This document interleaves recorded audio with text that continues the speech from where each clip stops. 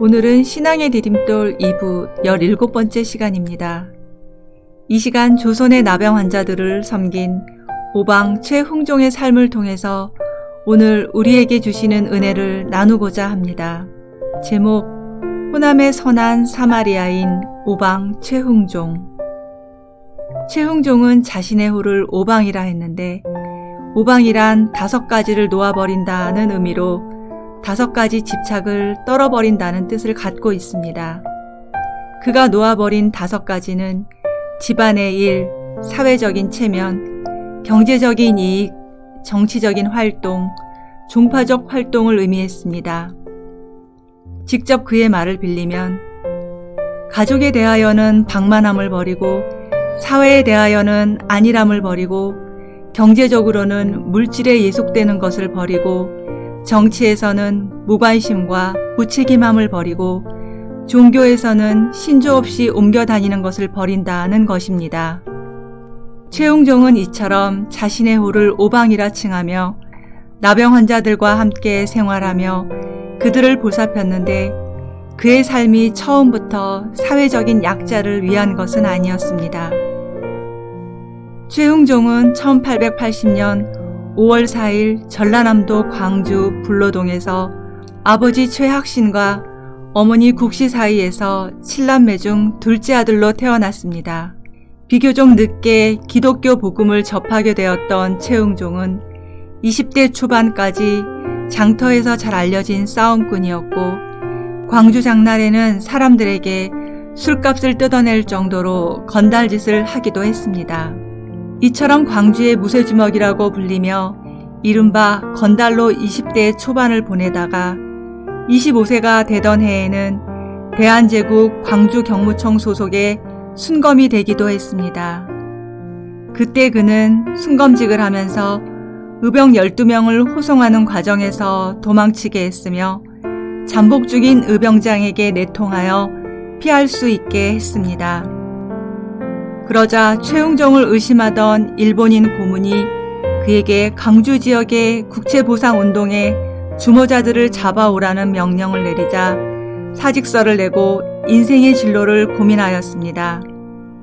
그러다가 기독교에 입교하여 양림교회에서 세례를 받고 최영종에서 최흥종으로 계명을 하였습니다. 최흥종은 예수를 믿고 유진벨 선교사의 지도로 성경을 공부하면서 교회 일과 선교사들이 운영하는 재중원에서 나병 환자들을 돌보는 일을 시작했습니다. 그러던 어느 날 포사이트 선교사가 길가에 쓰러져 있는 여성 나병 환자에게 자기 외투를 벗어서 덮어주고 자기 나귀에 태우고 걸어오는 일을 보았습니다. 최흥종은 차마 눈뜨고도 볼 수 없을 정도로 흉측한 나병 환자의 겨드랑이에 손을 넣어 부축하고 들어오는 포사이트 선교사에게 큰 충격을 받았습니다. 그런데 마침 그 여인은 자신의 지팡이를 떨어뜨리게 되었고 포사이트 선교사는 최흥종에게 지팡이를 집어주기를 부탁했습니다. 그러나 순간 최흥종은 주저하였는데 그 여인은 썩은 송장과 다름이 없었고 남은 2 손가락마저 문드러져 있었으며 떨어뜨린 지팡이에는 피고름이 범벅이 되어 있었습니다. 당시 사람들은 나병 환자의 몸에 닿거나 물건을 만지면 감염된다고 믿었던 시절이었습니다.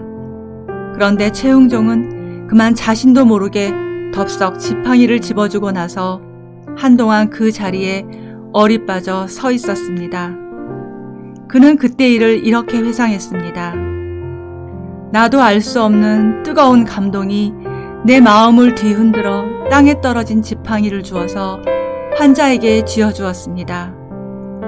그 당시 교회 집사로 있으면서 제법 믿는다 하는 나였는데 사랑이란 진리를 깨닫지 못하고 있었던 것입니다.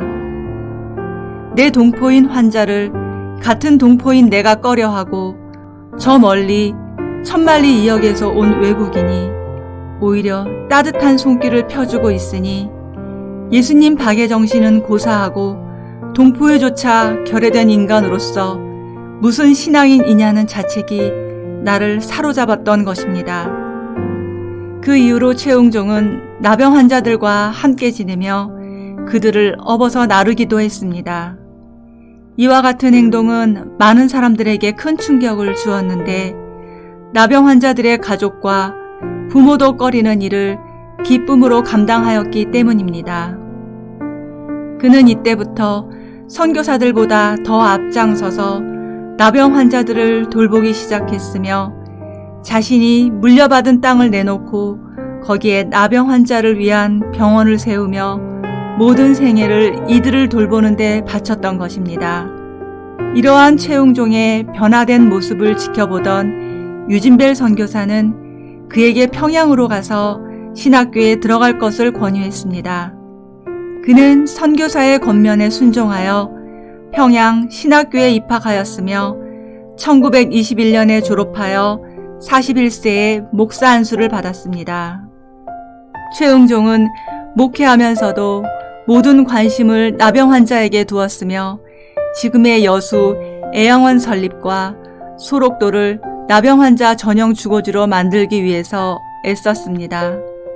이를 위해서 그는 150명의 나병 환자들과 함께 조선 총독부까지 11일 동안 구라 행진을 실시했는데 이 소식을 전해들은 전국의 수많은 나병 환자들이 동참하면서 서울에 도착했을 때는 무려 그 숫자가 500여 명에 이르렀습니다. 이를 통해 당시 100명 정도를 수용할 수 있는 시설을 확충하여서 6,000명이 거주할 수 있게 만들었습니다. 성도 여러분, 우리는 예수 그리스도의 사랑에 매여서 살아가는 그리스도인입니까? 아니면 예수를 그리스도로 믿으면서도 여전히 믿음의 일조차 세상의 일로 만들면서 여러 가지 힘과 유익들에 집착하며 살아가고 있는 사람들입니까? 우리는 강도를 만나서 피를 흘리며 쓰러져 있는 사람을 내가 아니라 다른 사람이라고 생각하며 성경을 봅니다. 하지만 사실 강도를 만난 사람은 다른 사람이 아니라 바로 우리 자신의 모습입니다. 세상에 얽매이고 세상에 휘둘리며 살다가 뭉그러진 영성을 갖고 믿음의 본 모습을 잃어버리고 살아가기 때문입니다. 간절히 소망하기는 지금 우리 자신을 옭아매고 있는 집착을 내려놓고 우리 예수 그리스도만을 붙잡으시길 바랍니다. 그때 비로소 우리는 우리 자신을 묶고 있는 것들로부터 자유함을 얻을 수 있을 것입니다.